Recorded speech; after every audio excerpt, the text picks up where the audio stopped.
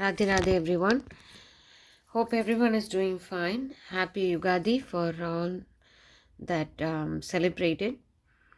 The Tamil New Year's Day is coming up, and Gudi Padava was last week. So hope everybody is enjoying the spring.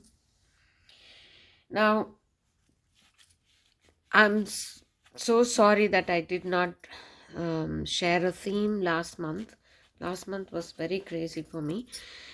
And for this month, I have chosen the word Shraddha as the theme. Shraddha is one of those words that cannot be translated very effectively. In some sense, in some contexts, it's used as a strong faith.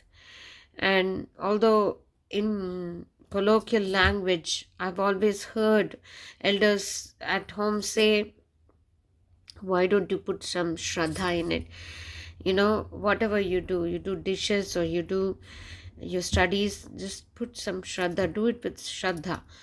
That does not actually mean faith in that context. It means total focus and surrender to the tasks that we are doing. That's only a closest translation. This is a word that cannot be translated.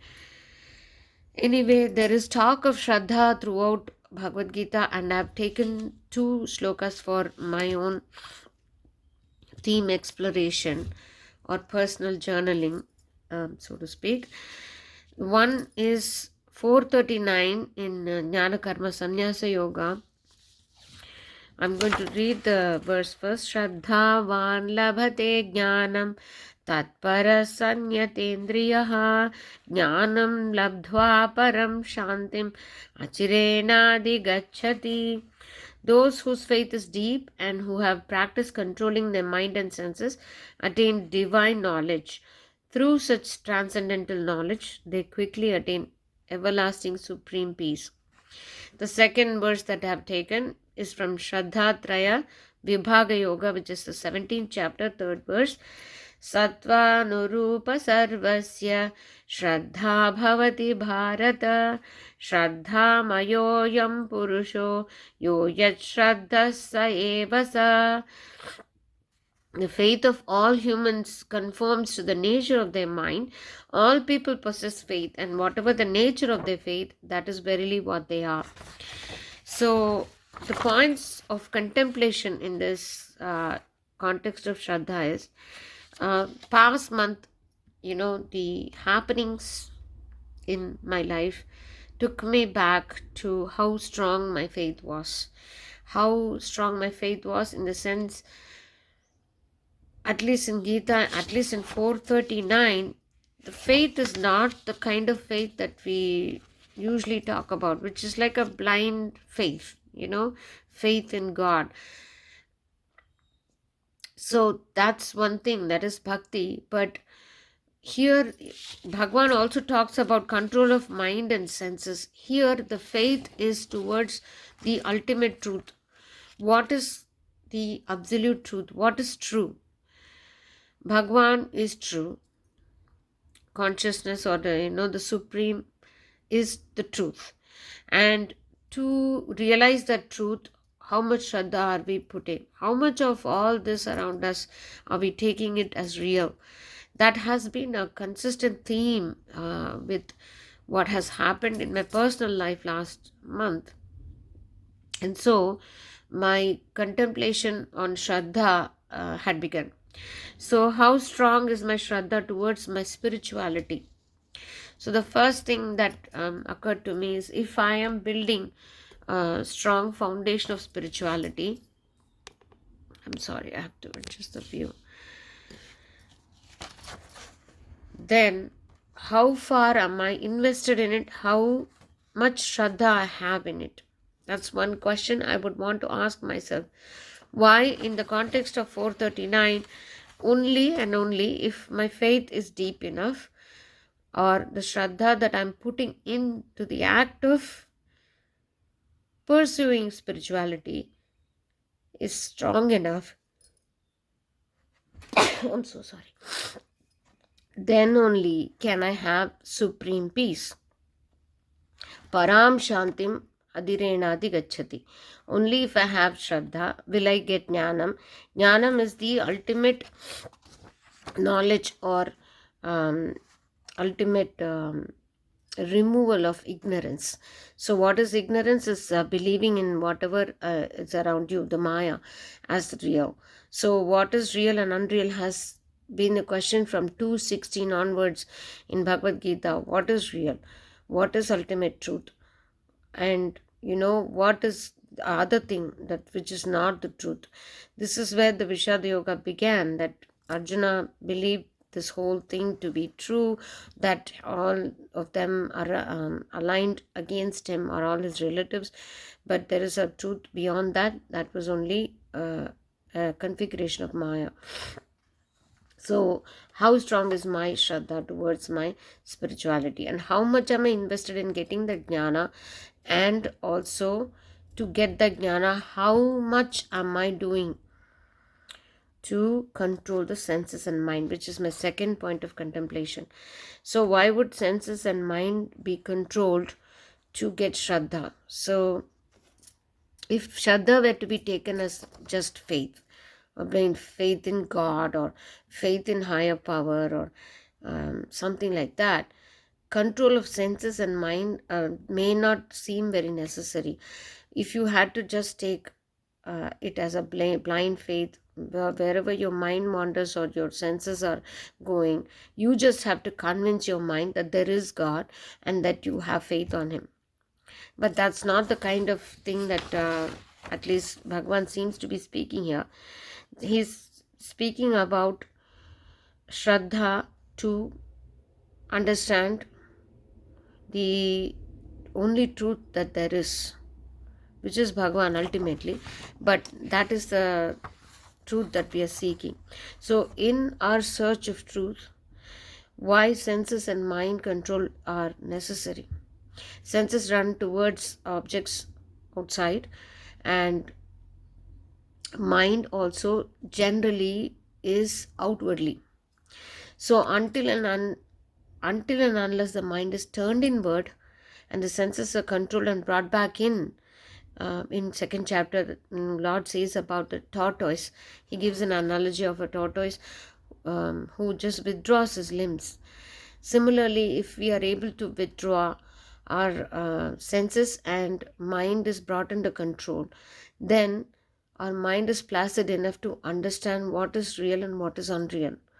So everything that happens around us, that we take it to be true and experience pain, usually is a result of mind believing everything to be true.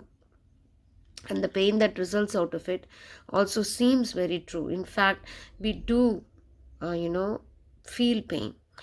But if we are calm enough and the mind is, not settled and it's not wandering anywhere, we'll be able to realize the ultimate truth.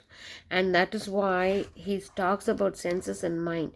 And why does he talk about it, and what is it to me in the context of Shraddha, is something that I would question myself. What are the things I am able to do to achieve some amount of sense and mind control? What type of knowledge results out of having Shraddha, as spoken by Bhagavan in 439, is what is the knowledge? It's the ultimate dissolution of ignorance. Ignorance is believing everything outside of us being real and cause of all our pain and pleasure. That's not the case. And what is real is only the ultimate truth or supreme Lord. He is the only truth that there is. So if God alone is real, everything is unreal, then what can shake us? Nothing can shake us. So that is the knowledge that is got out of the Shraddha spoken here. If we were to just blindly believe that God alone is real, not even bringing reality in, that God exists and I surrender to God, the external problems around us will still remain, and there will be a tendency, these are all my own questions and thought processes for my journaling.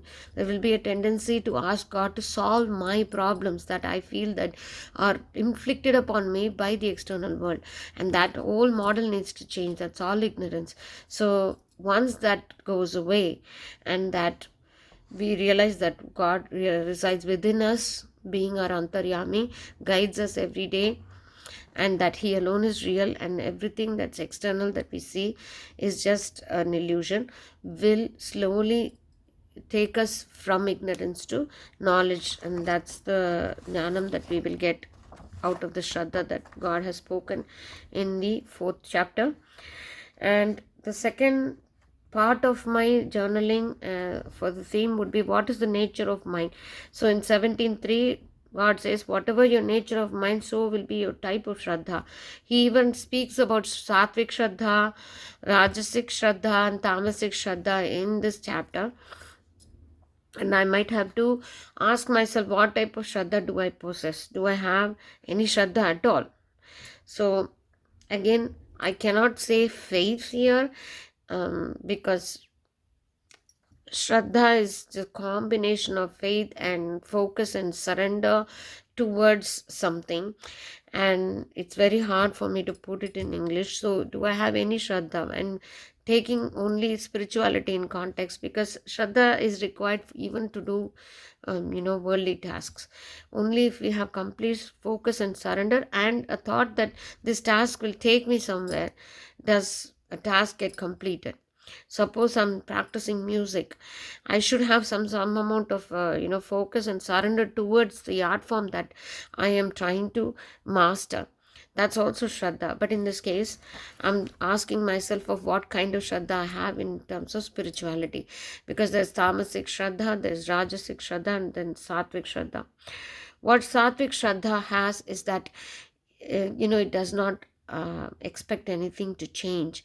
Rather, Satvik Shraddha only works towards ignorance removal and obtaining knowledge, whereas Rajasic Shraddha may involve gaining some material gains, and Tamasic Shraddha is even lower than that, where the Shraddha is just to remove us from some amount of pain, or again some sort of a lower material gain. Not even Rajasic, it may be extremely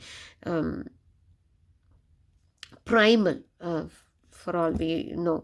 So we may have some primal needs towards which we may perform certain rituals. Those are all Tamasic Shraddha. So Bhagwan says each person has Shraddha, everybody has it, but whatever the nature of their mind, accordingly they do do their tasks, and they walk in the path of spirituality according to that, and they probably reach those relevant spiritual destinations.